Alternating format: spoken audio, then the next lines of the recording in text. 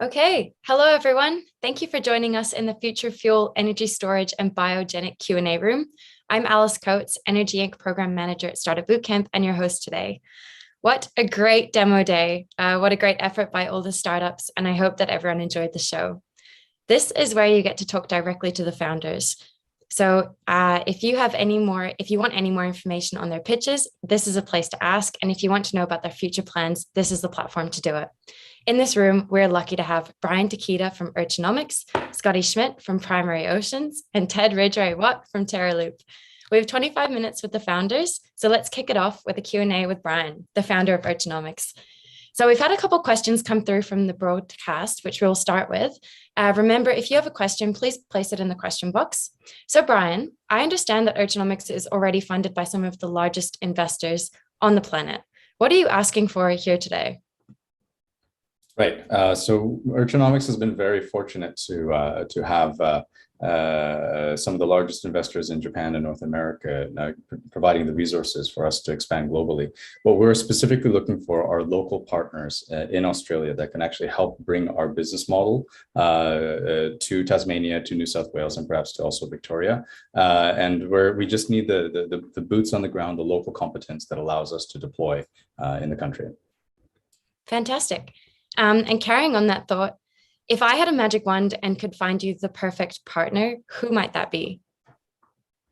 Right. So the perfect partner for Urchanomics, I think, would likely be either aquaculture companies or seafood companies that are used to handling live seafood. Because at the end of the day, our restoration efforts are underpinned on the commercial success of the urchins being ranched and getting into market. So those logistics of handling product from Australia to the high-paying markets like Hong Kong, Singapore, Taiwan, mainland China, Japan, for example, that becomes quite critical from an operational point of view. So we bring our skill sets that provide one solution. We need the local expertise to provide the other parts of the solution. I think put together, we become a pretty powerful force.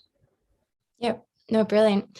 And we've got time for maybe one more. So why are you in the decarbonization program? Right. So in the few-minute pitch, we weren't able to go into too much detail, but essentially kelp forests are not only one of the most biodiverse ecosystems we have on the planet, they also are a significant contributor to the drawdown of carbon. So when it comes to hard to decarbonize businesses, having a nature-based solution that not only provides the biodiversity and all the nature that we want back, but also can contribute to offsetting those activities, it essentially becomes a potential future carbon credit. We do not underpin our business on the carbon credits themselves. There's actually more of a positive externality that comes off of our venture, but clearly, given the growing demand for carbon offsets, it's looking to be a very attractive component. But again, that's more of a bonus. I think the core really is about restoring the ecosystems, getting the biodiversity back, and having a market-based solution that drives us through the consumption of uni. Yeah, no, I think it's brilliant. We do have a bit more time, actually. So currently, what are the biggest markets for this type of seafood? Sure. So uni has historically been consumed in Japan, but because of the explosive popularity of sushi around the world, what we found is that the market, both in size and willingness to pay, has actually exploded everywhere. So the top paying markets are actually not Japan anymore, but it's actually Hong Kong and Singapore. The North American markets are massive consumers of uni. So less than 15 years ago, 100% of all the uni that was produced in North America was pretty much exported to Asia. Now it's less than 50% because the domestic market is actually paying a better price and eating more of it. So I think what we can say is that uni has become pretty much a global superfood, especially with all the celebrity chefs promoting it and marketing it. So yeah, the demand is definitely not just in Japan anymore. It's very much global. Yeah, well, I've got one willing customer right here. So we've actually got a good 5 minutes left, which means that I can start drawing on a couple more questions from the audience. So we've got one here from Akifumi Takigawa from Mitsubishi Corporation. They've got a few questions. So the first one would be, where else other than Japan is uni consumed at scale? Kind of ties into... Yeah, sorry. Sure. So much like my previous answer, it's definitely a global consumption now. And I would say the hotspots are Outside of Japan, I would definitely say it would be the United States, as well as the East Asian, so ex-Japan East Asian markets, so the Singapore, Hong Kong, Taiwans. Now, in terms of willingness to pay, I would add markets like Bangkok, Kuala Lumpur. So all the major Southeast Asian urban centers are actually becoming massive consumers. It's part of the reason why uni prices have hit historical records for the last 11 years. It's just the demand outstrips supply exponentially, and it only gets reflected in price because the quantity or the supply has not increased at all. If any, it's been decreasing because the wild stocks have been overfished. So our concept is really about taking this near endless supply of empty urchins that are preventing kelp forests from growing, matching it with the near endless demand that is coming from various markets around the world, and making those two universes transact using our technology that takes those empty urchins that are untransactable and fattening them up so that they can be transactable. So we're bringing these two worlds together. Yeah, that's fantastic. And the other question that's coming from Akifumi is, what is the carbon dioxide removal volume capacity from this demand of uni? Right. So I think the more precise way I can answer that question is really, okay, how much carbon is actually bound and sequestered in 1 square meter of kelp forest? And so if you use the Norwegian numbers, and the Norwegian kelp is a shorter, slower growing, so nowhere the size of the kind of giant kelp that Scotty is working with, but essentially at even the most conservative kelp forest that we find, approximately 1 square meter of kelp forest holds around 3.4 kilograms of carbon. So essentially, you can then multiply that by however many hectares or kilometers we're talking about. But to put it into perspective, the urchin barrens just in Norway alone is around 5,000 square kilometers in area. So it is one of the biggest ecological disasters that we have in the North Atlantic.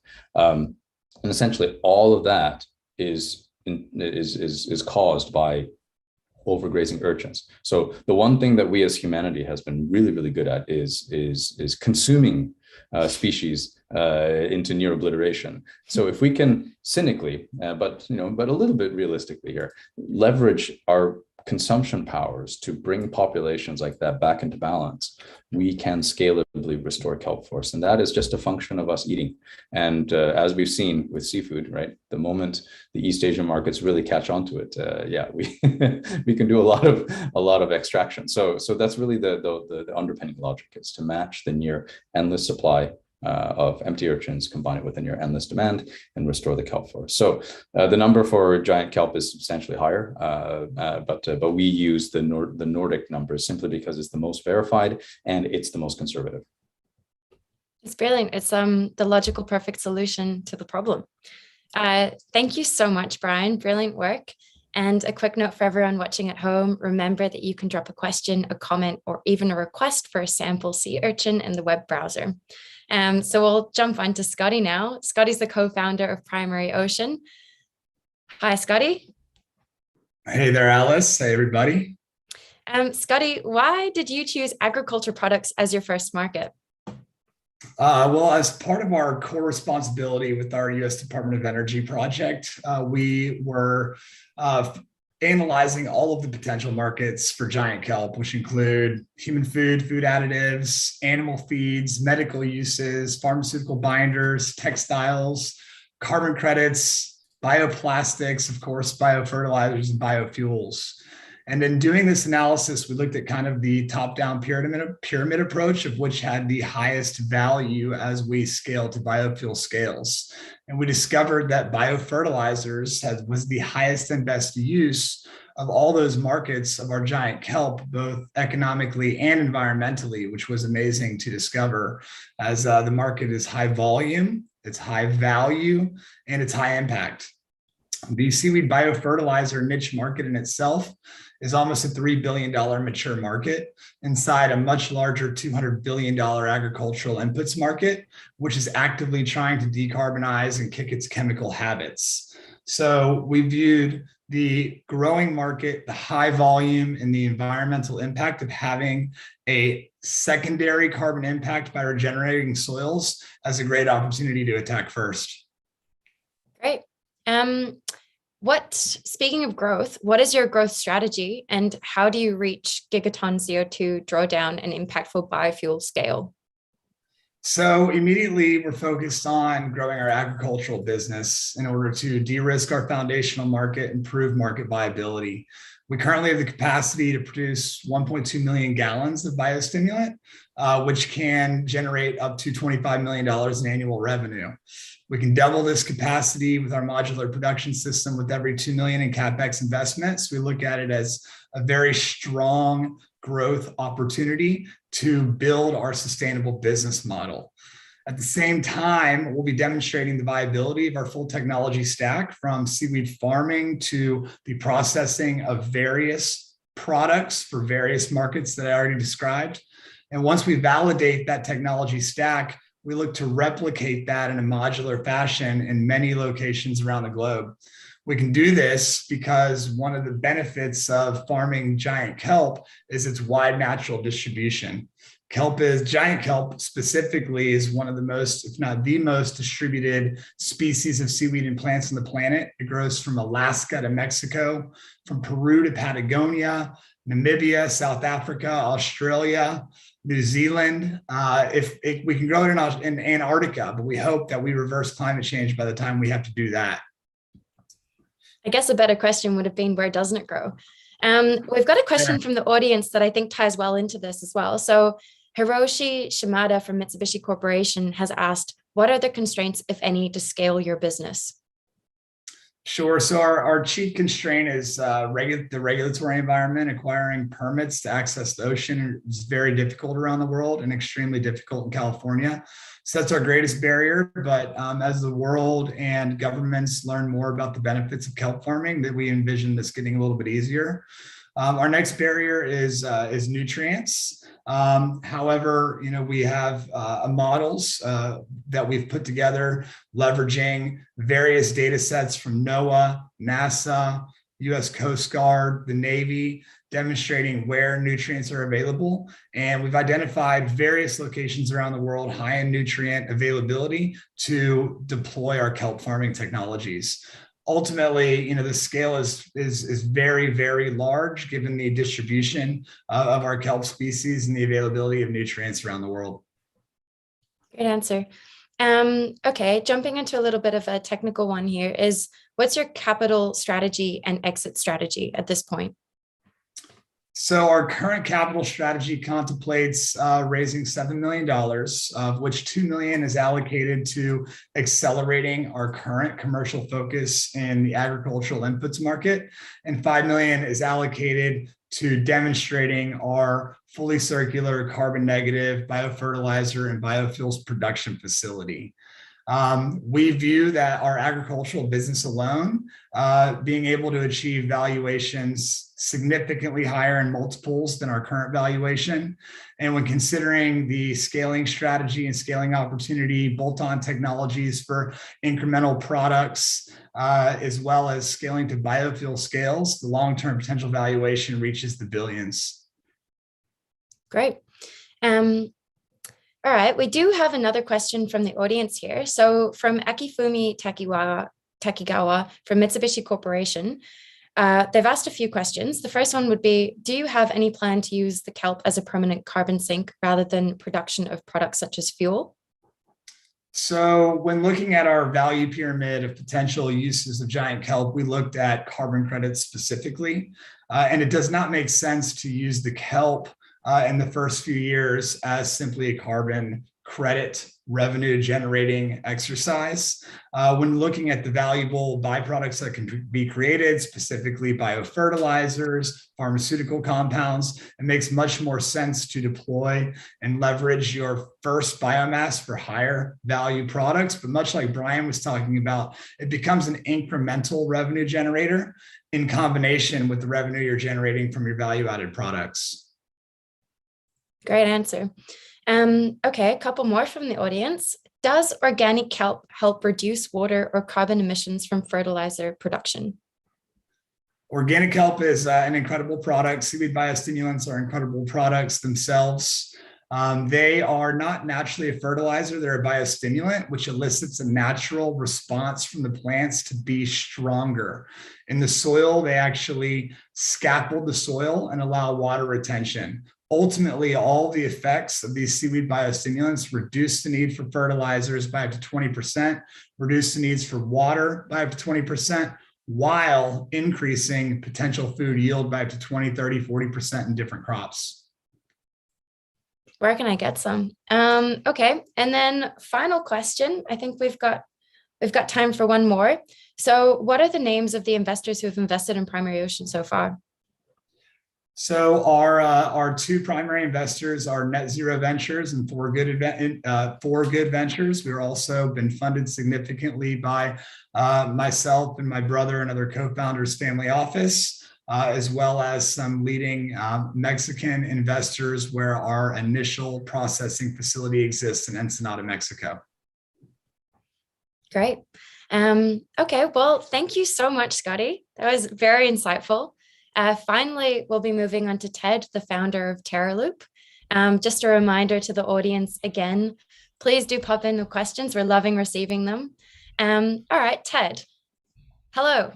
Hello. Ted, in your demo day pitch, you mentioned the problems of EV fast charging. Could you please elaborate that on a bit more? Sure.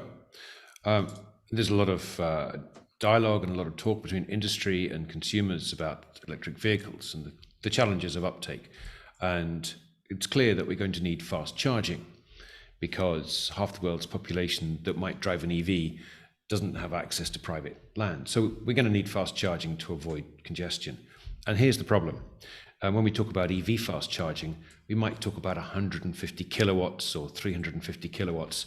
But the fact is that if you stand at a diesel pump with the trigger squeezed, you're getting 25 megawatts of molecule power, which really illustrates the problem of the energy challenge, the energy transition. It's about delivering power. And so we need to try to help energy companies and asset owners to make the best use of those assets and make sure that tomorrow's drivers can experience as close to the convenience as they have today. But it's not just about private passenger vehicles. It's about serving the growth in e-buses. So, for example, Victoria Transport Department in Australia is looking to commission hundreds of buses. How are they going to charge them if they're EV? So it's a wide problem. And what we're enabling people to do is save the key cost, which is upgrading the copper that you need to provide high power charging. And we see Terraloop, is driven by the sustainability, and we don't. It's hard, one of our strands of DNA, and we don't see the point of digging up copper from one place on the planet and burying it somewhere else at great expense. To equip a single station for fast charging, it costs in Finland here. It costs nearly €1 million. Plus the resource use. So we're trying to avoid all of that for passenger vehicles, trucks, and e-buses. Well, I guess on that note, what is your vision for the future then? If I'm talking to you in 5 years' time, what will you be excited to tell the world? And a second part to this question, how will you have shaped the smart energy industry? Sure. Okay, thanks, Alice. I guess as a precursor to the answer, I mentioned, the benefits of the discussion about a single fast charge pump. But in reality, our energy system is going to become far more integrated in future as we shift from molecules to electrons. And so, the power that provides your EV charging will also be powering the lights, the cash registers, the fast food outlet, and even the surrounding area. So we're looking at a future where distributed energy resources are the norm. And in the developed world, that's typified by virtual power plants and other aggregations of assets that either produce or use energy. They all need balancing. They all need balancing supply and demand. And so Terraloop in 5 years' time has a strategic partner that has the distribution and possibly the manufacturing to enable us to scale our idea. And that means that we can both meet or exceed our projections of commercial activity. And what that means is that we can progress the technology to the next stage, which is this amazing, scalable and sustainable technology. It also means, critically, that we'll have the financial capacity to address some of the most vulnerable populations in the world. So, for example, in Southeast Asia, there are over 600 dysfunctional microgrids where whole populations rely on having a mix of solar and batteries with a diesel backup generator. I mean, there are hundreds and hundreds and thousands of these worldwide, and they're very poor stability of power. They're also very poor at using diesel unnecessarily. And so our solution, we've got a development of a really good pipeline of opportunity to help Southeast Asian microgrids give their consumers better electricity, better quality of life, and ultimately helping to lift them out of poverty. What a great answer. Okay, well, could you tell us maybe a bit about your competitors and what differentiates you from them? Sure. It's a common misconception that when we talk about energy storage that we're somehow competitors with batteries. But I hope it was clear from our presentation, and if it wasn't, then let me make it clear now. One of the first roles that Terraloop can play at our early stage of commercial activity is making batteries work better and last longer. And we do that by absorbing the microcycles, the little power demand spikes that deteriorate the battery life. So our competitors really are other flywheel companies and, for example, supercapacitors. And what I would say is that depending on whether you read Bloomberg New Energy Finance or listen to Energy Watch Group in Germany, we'll need somewhere between 1,000 and 4,000 times more stationary storage by 2050. And so what we need is an energy storage mix that is entirely fit for purpose and sustainable, and technologies that are scalable and effective. In that regard, we see these power efficient technologies like flywheels and supercaps as our competitors. Although we're very pleased to see them in the marketplace, because we would be fighting a losing battle if we were a single technology providing the sort of functionality that we can in the marketplace. I mean, what we have to offer, I would say, is efficiency and footprint. That's what marks us. Our power footprint is around a fifth of supercapacitors, and with regards to flywheels, we're able to scale our device much larger. So ultimately, to serve the complex markets of frequency regulation, where you need a lot more energy storage, and that's what we can do that traditional flywheels cannot. I think that leads me very well into this question from the audience. So this is from Hiroshi Shimada from Mitsubishi Corporation. You have touched on this, but if we were going to be as specific as possible, how can you differentiate your technology from LIB or LIB battery quantitatively? Sure. Well, again, we for the next 5 years, I would regard us as a really valuable partner to batteries. And the reason, though, for differentiating is this. The reason for explaining the differences is this. We can do two things with a battery. We can either make it last longer by absorbing the microcycles and reducing the thermal cycling that reduces that deteriorates the chemistry, or we can pressure the battery to do more. We can have a higher utility demand on it. In both of those cases, what we need to do is not add to the emissions or the impact load, not add to the footprint. And so the areas where we can do that are in effectively the efficiency of the device. So it's round trip efficiency, it's durability, meaning that it can withstand many charge discharge cycles and take that load off the battery. And finally, in the use of materials, Terraloop's technology is really, in a way, quite simple. We only have one moving part, And our aim is to have the whole device, or at least 99.5% of it, as recyclable into the same value chain. So in that regard, we're looking at reusing carbon fiber, we're looking at recycled carbon fiber, recyclable epoxy resins, and really exciting, building carbon fiber reinforced plastics that include special magnetic properties, which means we can make our device faster and cheaper in future. So to sum up on that question with batteries, yes, we can offer a much lower price per specific power cost, so capex per kilowatt. We can offer a better total cost of ownership for high cycling applications. But most importantly, we can partner the battery in something that doesn't take up much space, doesn't cost the earth, and does the job really effectively. Well done, perfect. And we're actually out of time. So thank you so much, everyone, for tuning in. This has been a fantastic United by Net Zero demo day, and we hope you've enjoyed it.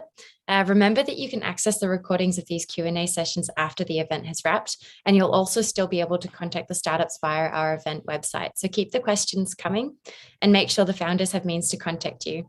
Thanks again, and we hope you've enjoyed the Decarbonization demo day.